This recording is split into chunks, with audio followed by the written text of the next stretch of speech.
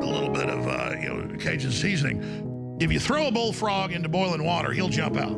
If you put him in cold water and slowly turn the heat up, he'll just sit there, and it gets warm, it gets hot, he passes out, he dies.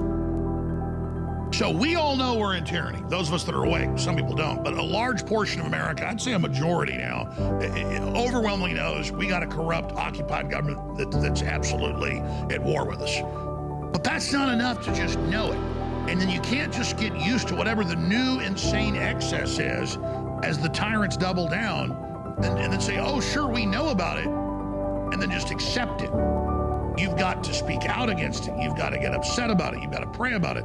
You've got to vote against it. You've got to support lawsuits against it. And you've got to back the people in the media and in the government and in the corporations and in the churches and in education that are fighting the tyrants, and in medicine.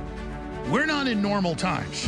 And it's not normal to be under this level of oppression and surveillance and bullying and tyranny. And our enemies, a bunch of criminals, have arrogantly hijacked this country. And they mistake America's history and its power for their own. And that's why whistleblowers in the federal government, whistleblowers in big tech, and whistleblowers in private industry and law enforcement and everywhere are so critical. We got to kill their ideas. We've got to expose them. We've got to remove our support from them. We've got to get control of our governments. And then we're not going to imprison and execute these people once they've had due process because we hate them.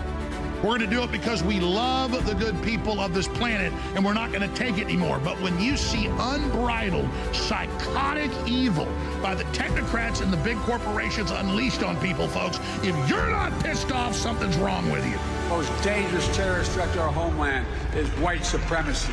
The most lethal terrorist threat in the homeland, white supremacists. The most lethal terrorist threat to the homeland today, white supremacy is terrorism.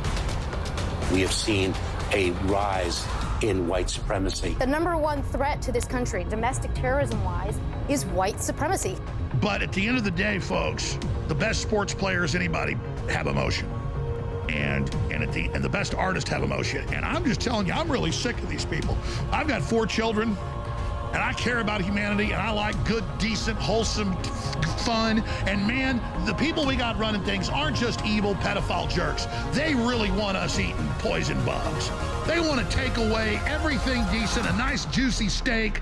They want to take away a nice piece of fish. They want to. They told people during the fake pandemic, don't look at the sun, don't look at the sunset, don't talk to your neighbors, all over the place. Screw these people.